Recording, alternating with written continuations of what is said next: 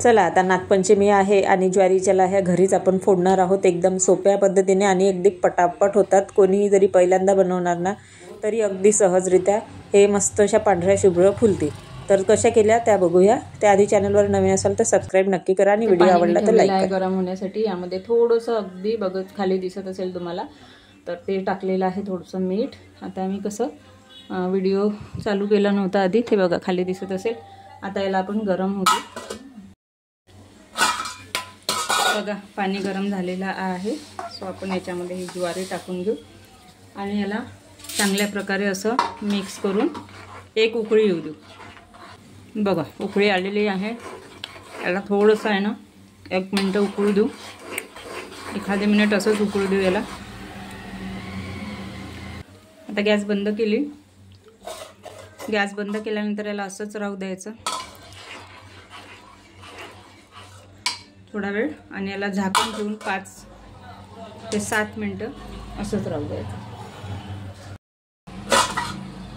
झालेली आहेत 5 मिनिटं. आता आपण याला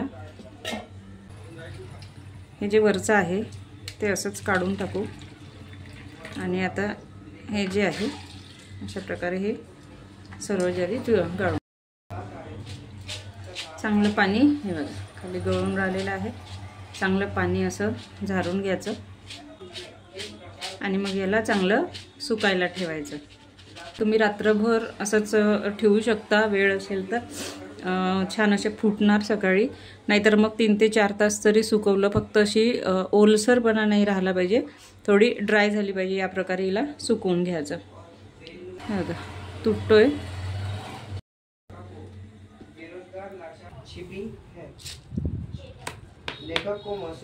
याला चांगलं असं पुसून घ्यायचं याचा ओलसरपणा जो आहे आणि याला असं चांगलं 3 ते 4 तास फॅन खाली किंवा रात्रभर जरी असं ठेवलं सुकायला तरी छान मस्त असं सुकून जाते ही ज्वारी.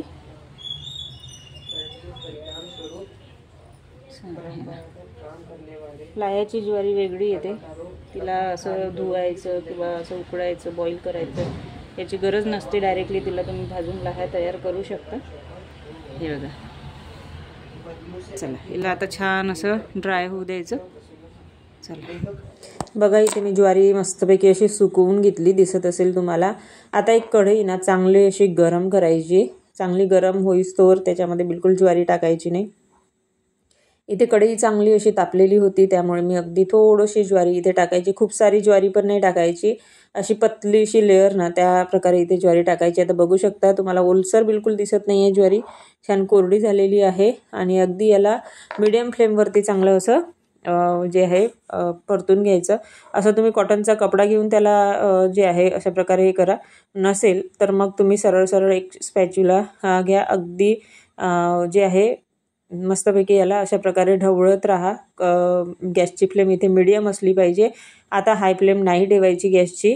तर कढई तापल्यानंतर मीडियम फ्लेम ठेवायची आणि बस आता फुटायला लागल्या बा लाह्या तर काय करायचं त्यावर झाकण ठेवायचं. बघू शकता फुटून राहिलेली आहे. सुरुवात झाली फुटायची दिसत असेल तुम्हाला. आता झाकण ठेवून आहे ना मीडियम फ्लेमवरती जोपर्यंत तडतड उडण्याचा जो आवाज आहे तो बंद नाही होत तोपर्यंत जे आहे झाकण उघडायचं नाही. थोडंसं मध्ये वगैरे थोडंसं हलवून बघायचं. आणि कसं आहे यामधल्या काही अशा ज्वारी असतात की त्या फुटत नाही. तर एवढं काही टेन्शन घेण्याचं काम नाही. त्या ज्वारीचा सुद्धा भरपूर असा उपयोग आहे.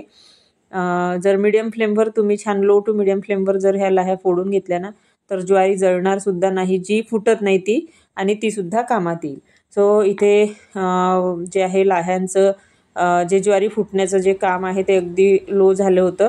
मग हे ज्वारी एका परातीत किंवा वाट्यामध्ये काढून घ्यायची. कढई गरम होती तो हातातून निसटली माझ्या.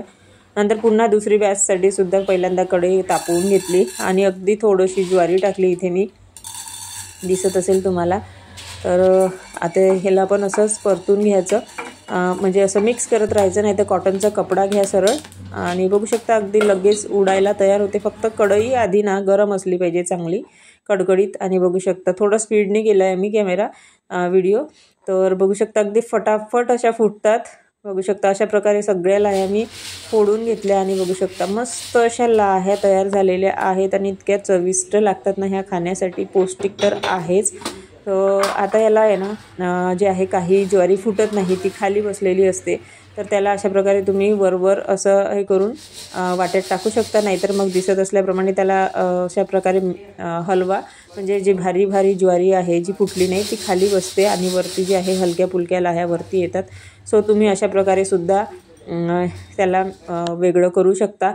आता ही जी ज्वारी आहे ना याचा उपयोग तुम्ही ना एक तर धपाटे किंवा काकडीचे पराठे कशामध्येही तुम्ही करू शकता, कारण की ही ज्वारी तर भाजलेली आहेच, धुतलीसुद्धा आहे आणि भाजलेली पण आहे.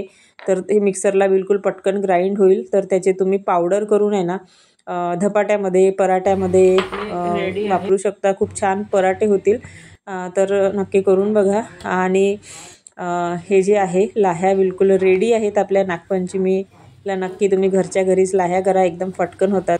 पण आता तेवढं चॅनलवर नवीन असाल तर सबस्क्राईब करा, आणि सबस्क्राईब केलं असेल तर बेल आयकॉनला नक्की प्रेस करा, म्हणजे जे पण मी व्हिडिओ टाकते त्याचं नोटिफिकेशन तुम्हाला मिळून जाईल. पण व्हिडिओ जर आवडला नाही तर प्लीज एक लाईक करा, छानशी एक कमेंट करा. तर मस्त खा, स्वस्त राहा, बाय.